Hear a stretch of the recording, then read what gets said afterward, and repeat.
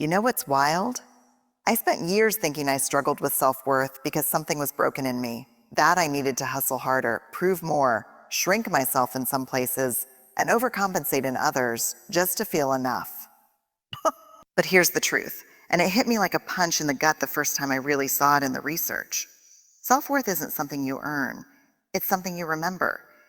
And most of us didn't forget it by accident. We were taught to forget, taught that worth comes with conditions. Achievement, perfection, liability, productivity. But that's not the truth. That's just the training. And unlearning that, that's the real work. And it's not easy, but it's possible. Let's walk through 5 things I've learned, not just through research, but through watching people actually live braver, more wholehearted lives. We've been conditioned to believe that worth is tied to external validators, grades, income, likes, titles. But the truth is, those are performance metrics, not worth metrics. Your worth is inherent, not transactional. And I wish I could tell you I came to that realization quickly. But the truth is, I had to unlearn a lot of things that had kept me chasing approval for most of my life. See, when we're young, we start picking up these quiet but powerful messages. Some spoken, some implied that say, you'll be loved if you behave well. You'll be noticed when you achieve, or you'll be enough as soon as you look, act, or produce like this. And we internalize those messages not because we're weak, but because we're wired to belong. Belonging is survival for us, so we become masters at shape-shifting, becoming who we think we need to be in order to earn our place. Now, here's where the trouble begins. We start confusing approval with belonging and achievement with worthiness. They are not the same, but we start living as if they are. I've seen this play out in the data again and again. People tying their self-worth to how much they can achieve, how flawlessly they can perform, or how one. Shame creates the story that you're not enough well, they can meet other people's expectations. It's like we've attached our value to a scoreboard that someone else is constantly updating. And no matter how many points we think we're putting on the board, it never feels like enough. Here's what the research says. When people tie their self-worth to external outcomes, whether it's their job performance, physical appearance, or academic success, they are significantly more likely to experience anxiety, depression, eating disorders, and burnout. Because here's the trap. If your worth is attached to what you do, then the moment you fail, or even pause, you feel like you're nothing. If you tie your value to how productive you are, then rest feels like failure. If you base your worth on being liked, then rejection feels like annihilation. It's exhausting. It's heartbreaking and it's common. But the truth, the deep soul level truth is this: your worth is not something you hustle for. It's something you carry. You came into this world already worthy. Nothing you do can increase it, and nothing you've done can decrease it. And nothing you've done can decrease it. Now, I know how hard it is to let go of those external markers because we've spent so long chasing them. They gave us a sense of control, maybe even a sense of identity. But what they rarely gave us was peace. And that's the difference between performing worth and living in it. When we start to shift from I am worthy because I achieved to I am worthy, full stop, something changes. We show up differently in our relationships, in our work, in our lives. We start setting boundaries instead of burning out. We say no without guilt. We rest without shame. And we stop handing our self-worth over to people or systems that were never meant to define it. This shift doesn't happen overnight. It's slow, tender work. It's about recognizing the lies we believed and choosing truth even when it feels unfamiliar. It's about showing up with compassion for ourselves in moments when our default would be self-criticism. It's about trading the measuring stick for a mirror and learning to see ourselves with clarity and care. Because at the end of the day, worth isn't something you prove. It's something you prove. It's something you own. And once you own it, everything else starts to change. Shame isn't just feeling bad. It's feeling unworthy of love and belonging. It whispers, you're not good enough. And then who do you think you are? The antidote to shame isn't perfection, it's empathy. The moment we speak shame out loud in safe spaces, it loses power. I want to say this clearly. Shame is universal. If you're breathing, you felt it. And if you've ever struggled with self-worth, I promise you, shame is lurking somewhere in the background. It's like emotional quicksand. It doesn't always look dramatic on the surface, but it pulls you down fast and keeps you stuck. And here's the sneaky part. Shame is really good at disguise. It doesn't always show up with that name tag. It often sounds like I'm such an idiot. I'll never get it right. They'll see through me. I'm too much. I'm not enough. See how quiet it is? How private. Shame thrives in secrecy. It grows in silence. It feeds on isolation. The more we avoid it, the more power it gains. And when left unchecked, it doesn't just affect how we feel. It actually rewires how we see ourselves. Let me be clear. Guilt is different. Guilt says, I did something bad. Shame says, I am bad. Guilt can be productive. It motivates change. But shame corrodes the belief that we can change. It says, why even try? In over 2 decades of research, I've interviewed thousands of people about shame. What I found is this. The people who are most resilient, not perfect, but resilient, are the ones who have developed shame resilience. That doesn't mean they don't experience shame. It means they know what it is. They recognize its voice and they've learned how to respond rather than react. And that response almost always begins with empathy because shame cannot survive empathy. The moment you speak your shame to someone who responds with compassion, it starts to dissolve. That's not just poetic, it's neurological. When we receive empathy, our nervous system calms down. Our brains stop firing in the threat centers. Our bodies stop bracing for rejection. That's why connection is so too. Perfectionism is just armor disguised as achievement, powerful. But here's the problem. When we feel shame, the last thing we want to do is talk about it.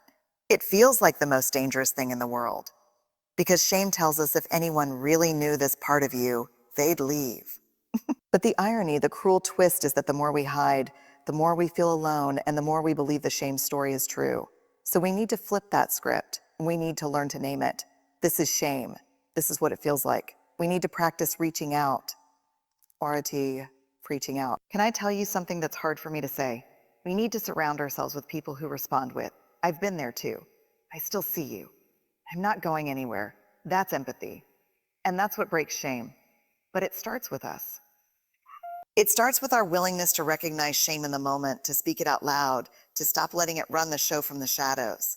And that takes courage. Raw, shaky, everyday courage. If you've been carrying shame silently, I want you to hear this. You are not alone. You are not broken.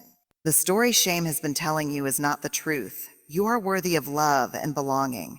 Not when you're perfect, not when you're healed, but right now in all your mess and beauty. And the moment we start telling that truth to ourselves and to one another is the moment shame starts to lose its grip. When we don't feel worthy, we put on armor. We numb, hustle, people please, pretend. But here's the paradox. The more we armor up, the more disconnected we feel. And the more disconnected we feel, the more unworthy we believe we are. Breaking the cycle starts with courage, even tiny, shaky courage. Let's talk about armor, not the kind you wear into battle, but the emotional kind we carry every single day. The kind that looks like perfectionism, like sarcasm, like overachieving or undersharing. It's the stuff we put on to protect ourselves from the possibility of being seen and rejected. Because when we feel like we're not enough, the instinct isn't to lean in. It's to cover up. La blue. We hide behind a polished image. We overwork to prove our value. We shut down emotionally to stay safe. And if we're being honest, most of us have gotten really good at it. So good that sometimes we forget we're even wearing armor. I used to think the goal was to be bulletproof, but now I know the goal is to be whole. And the problem with armor is, yes, it keeps the hurt out, but it also keeps you in. It blocks connection. It numbs joy. It walls off the very parts of us that are most capable of being loved. The data backs this up. In my research, I've seen that people who rely heavily on emotional armor report higher levels of loneliness, exhaustion, and burnout. Why? Because performing all the time is draining. Keeping up the mask is exhausting. And living in fear of being found out steals all the oxygen from our relationships. The irony is painful. We put on armor to be accepted, but it's the armor itself that keeps us feeling isolated. One of the most common forms of armor I see is perfectionism. Now, perfectionism isn't about high standards. It's about the belief that if I look perfect, I can avoid shame, judgment, and blame. It's a shield, but it's a heavy one, and it keeps us from ever feeling fully seen because we're only showing the curated version of ourselves. Or maybe your armor looks like people pleasing, saying yes when you want to say no, agreeing just to keep the peace, dimming your light so no one feels uncomfortable. And the problem is every time we abandon ourselves to please others, we reinforce the message. that our real self isn't worthy of love. Fear. Sometimes the armor is cynicism or humor used to deflect. Sometimes it's withdrawing completely, emotionally ghosting when things get too vulnerable.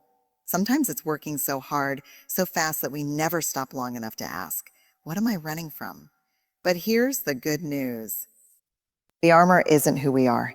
It's what we picked up to survive. And if we learned it, we can unlearn it. And that unlearning starts with the smallest acts of courage. It looks like saying, I'm struggling, when you'd rather pretend everything's fine. It looks like sharing your opinion in a room where you're afraid it won't land. It looks like resting when your inner critic is yelling lazy. It looks like letting someone see the real you, not the edited 3. The inner critic isn't the problem. It's the boss highlight reel version. One moment of courage at a time, we can begin to loosen the straps on that armor. And what we discover when we do is this. We don't need to be invulnerable to be safe. We just need to be real to feel connected. Because the people who truly love us, who truly see us, aren't drawn to our perfection. They're drawn to our presence, our humanness, our truth. And that kind of connection, it doesn't just heal, it transforms. And so we begin gently with awareness. We notice the armor, we name it. And then when we're ready, we start choosing something braver, something softer, something more honest. Because worthiness isn't found behind the armor. It's found when we dare to take it off. Self-compassion isn't self-indulgence, it's self-preservation. The research is clear. People who practice self-compassion are more resilient, more motivated, and less afraid of failure. And yet, most of us talk to ourselves in ways we never talk to someone we love. You cannot shame yourself into worthiness, but you can grow into it with kindness. If I could hand every person just one tool for healing their self-worth, it would be self-compassion. Not in the fluffy, feel-good bubble bath and affirmations kind of way. I'm talking about the gritty, awkward, emotionally honest practice of treating yourself like you're actually a human being. Not a machine, not a problem to fix, not a failure to hide. The truth is, most of us are much kinder to our friends than we are to ourselves. We'll comfort someone else in their pain, reassure them when they mess up, hold space for their imperfections. But when it's us, we're brutal. Our inner dialogue can be cutting, unforgiving, and relentless. Think about the last time you made a mistake, something small even. Maybe you missed a deadline or said the wrong thing in a conversation. What did that voice in your head sound like? Did it say, it's okay, you're human, you'll figure it out? Or did it say something more like, what is wrong with you? Why can't you get it together? That voice, that harsh, shaming inner critic is not making you better. It's making you scared. It's shrinking you. It's chipping away at your sense of worth.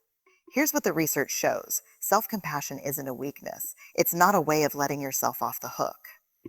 In fact, people who practice self-compassion are more accountable, not less. They're more likely to take responsibility, to apologize, to grow, and to try again. Why?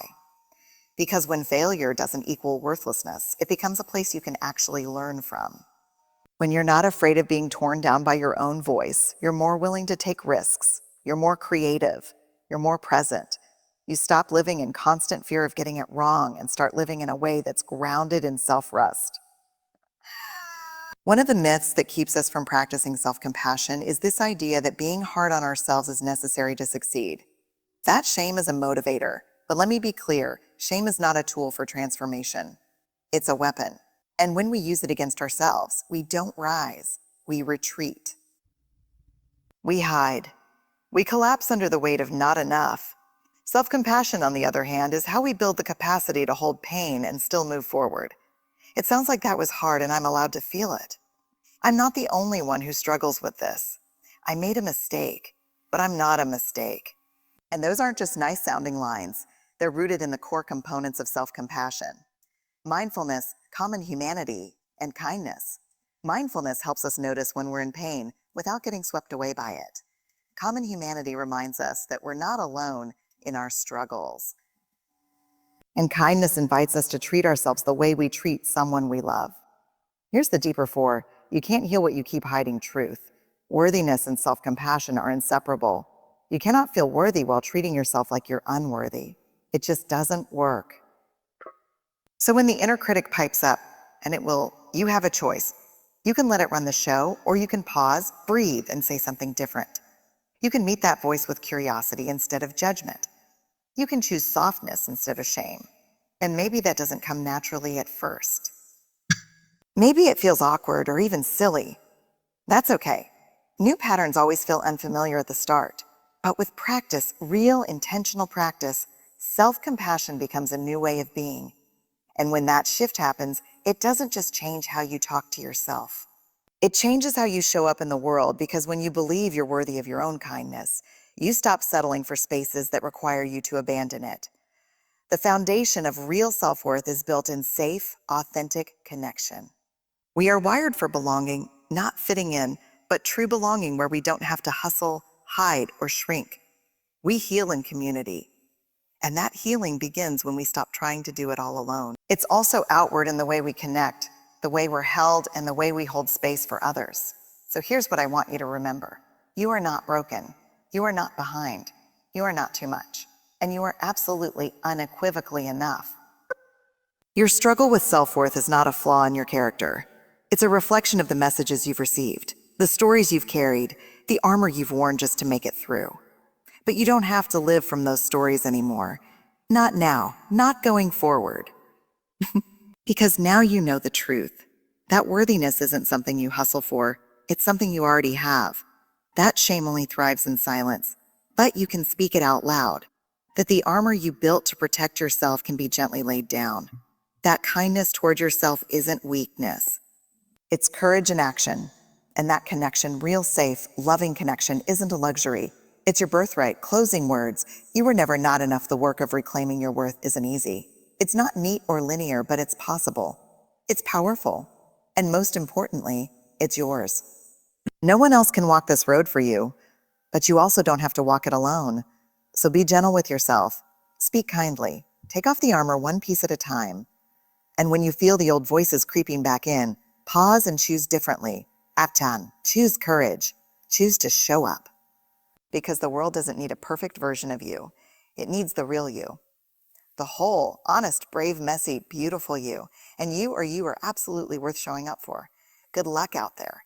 You've got this. And you are so deeply worthy of everything good coming your way. Music.